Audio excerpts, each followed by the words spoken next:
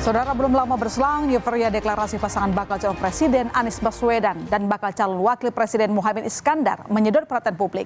Namun kini, sosok Cak Imin kembali menjadi perbincangan. Namun dengan kabar yang kurang mengenakan. Lantaran dirinya kembali dikaitkan dengan kasus korupsi yang terjadi di instansi yang dulu ia pimpin saat menjabat sebagai Menteri Tenaga Kerja dan Transmigrasi. 11 tahun mandek, kasus korupsi sistem proteksi tenaga kerja Indonesia menyeruak dan menyeret nama Ketua Umum Partai Kebangkitan Bangsa itu. Tak heran kemudian muncul asumsi ada unsur politis dalam kasus ini hingga pertanyaan, benarkah Cak Imin dibidik? Reaksi keras ditunjukkan rekan koalisi PKB yakni Partai Nasdem. Ketua DPP Partai Nasdem Effendi Khoiri menyoroti waktu pemanggilan Cak Imin oleh KPK yang berdekatan dengan waktu deklarasi Muhaimin Iskandar sebagai bakal calon wakil presiden dari Koalisi Perubahan untuk Persatuan. Gus Khoiri pun meragukan motif pemeriksaan Cak Imin yang dicurigai ada unsur politis. Dideklarasikan menjadi calon wakil presiden, tiba-tiba muncul dari KPK. Terus kita yang waras, yang sehat walafiat, masa mengikuti begitu saja pikiran dari KPK?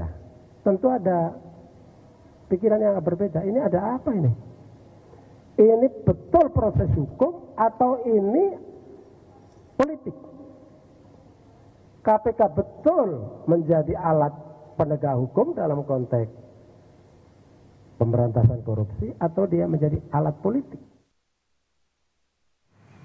Menanggapi tudingan adanya kepentingan politik di balik pemanggilan Cak Imin dalam kasus korupsi sistem proteksi TKI, pihak KPK pun buka suara. Lembaga anti rasuah itu menjamin tidak ada nuansa politis dalam pemanggilan Ketua Umum Partai Kebangkitan Bangsa itu sebagai saksi kasus yang bergulir sejak tahun 2012. Surat pemanggilan Muhaimin Iskandar juga disebut keluar sebelum deklarasi pasangan bakal Capres-Cawapres Anies Muhaimin. Pemanggilan dan pemeriksaan saksi terhadap saksi atas nama Muhaimin Iskandar, anggota DPR RI untuk hadir hari ini ya, Selasa 5 September 2023. Dan perlu kami sampaikan, surat sudah disampaikan kepada yang bersangkutan, sudah diterima. Surat pertanggal 31 Agustus 2023. Ini sekaligus menegaskan ya, sebagaimana kemarin kami sampaikan, jadi tidak ada kaitan sama sekali terhadap proses politik yang saat ini sedang berlangsung tersebut, karena memang kami sudah mengagendakan tentunya jauh-jauh hari terkait dengan pemanggilan yang bersangkutan. Sementara itu, menurut politikus PDI Perjuangan Deddy Yefrey Sitorus, langkah KPK ini rawan dicurigai sebagai upaya politisasi hukum.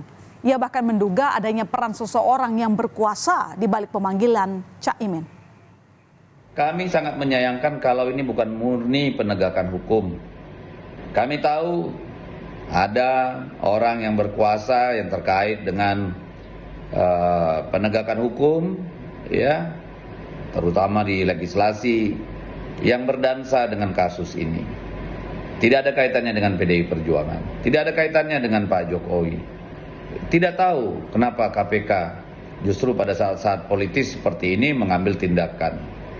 Tolong dijelaskan pada publik agar kepercayaan publik kepada KPK tidak hilang dan tidak menganggap KPK ini sebagai bagian dari penggunaan kekuasaan hukum untuk kepentingan-kepentingan politik. Sedangkan Menko Polhukam Mahfud MD menilai pemanggilan Muhaimin Iskandar oleh KPK bukanlah politisasi hukum. Mahfud juga bertutur bahwa diperiksanya Cak Imin yang saat itu menjabat sebagai Menteri Tenaga Kerja dan Transmigrasi tentang kasus yang berada di area wewenangnya adalah hal biasa. Oleh KPK ini bukan politisasi hukum, tetapi proses hukum biasa.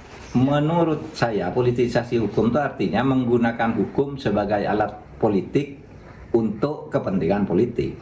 Sedangkan ini kasus ini kan sudah lama dan terjadi ketika Muhaimin menjadi Menteri Tenaga Kerja.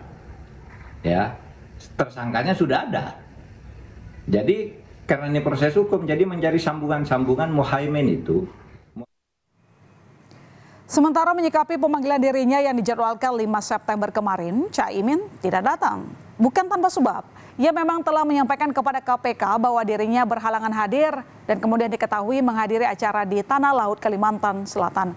Ketua Umum Partai Kebangkitan Bangsa itu sempat menemui Wakil Bupati Tanah Laut dan beberapa tokoh agama pada Selasa siang.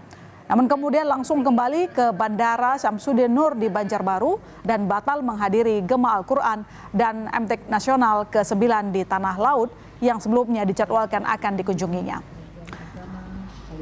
Nah, saudara, karena pada pemanggilan sebelumnya Muhaimin Iskandar tidak bisa hadir, maka esok KPK akan menjadwalkan pemanggilan terhadapnya.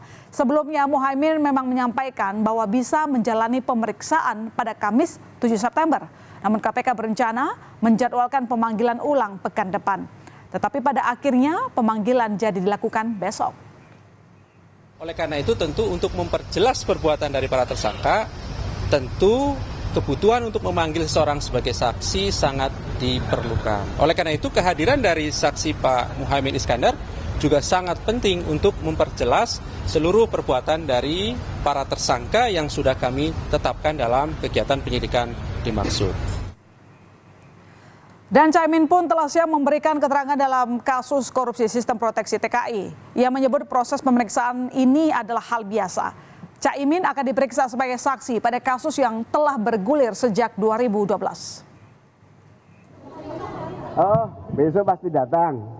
Karena memang ini proses biasa yang ada sebagai saksi, saya diminta untuk datang.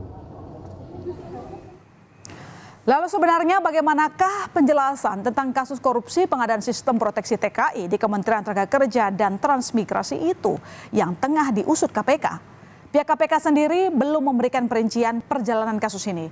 Namun yang jelas, kasus ini terkuak pada tahun 2012 di mana saat itu Muhaimin Iskandar menjabat sebagai Menteri Tenagakerja dan Transmigrasi. Dan saat ini KPK telah menetapkan 3 orang tersangka yang sudah dicegah ke luar negeri hingga Februari 2024. Langkah KPK yang sepertinya berhenti sekian lama di tengah pengusutan kasus korupsi sistem proteksi TKI ini kemudian kembali terlihat dengan adanya penggeledahan di salah satu ruangan unit di Kementerian Ketenagakerjaan. Berdasarkan informasi sementara, penggeledahan dilakukan di 2 tempat, yaitu 1 unit ruangan kantor Kementerian Ketenagakerjaan dan rumah mewah di Bekasi Timur.